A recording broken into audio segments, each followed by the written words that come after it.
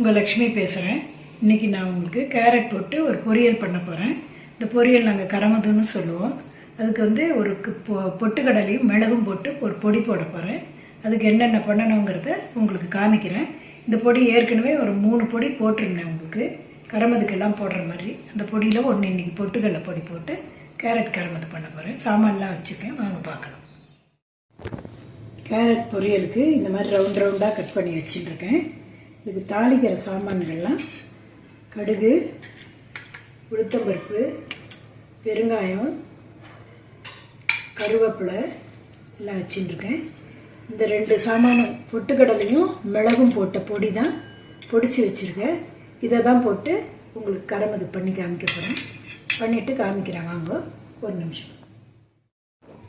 Case பற்ற வச்சு on பண்ணிவிட்டு வாணலி போட்டு 2 ஸ்பூன் எண்ணெய் போட்டிருக்கேன். எண்ணெய் காஞ்செடுத்து கடுகு போடுறேன். கடுகு வெடிக்கட்டும். உளுத்தம்பருப்பு போடுறேன்.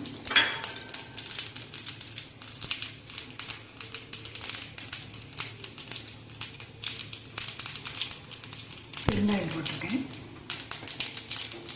உளுத்தம்பருப்பு சிகப்பாகட்டும்.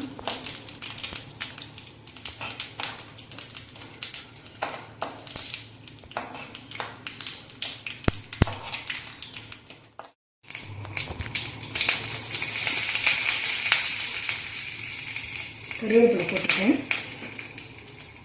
அடுத்தது கேரட்டை போடுறேன்.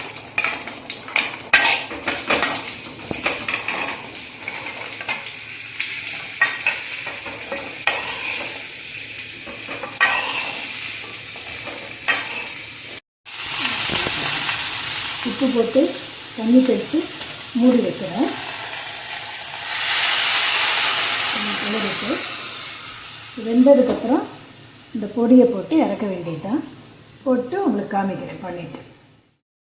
கேரட் பொடியை உப்பெல்லாம் போட்டு நல்லா வதங்கிடுத்து. இப்போ இந்த பொடியை போட்டு ஒரு பெரட்டு இறக்கிட வேண்டியதுதான். இறக்கிட்டு உங்களுக்கு காமிக்கிறேன்.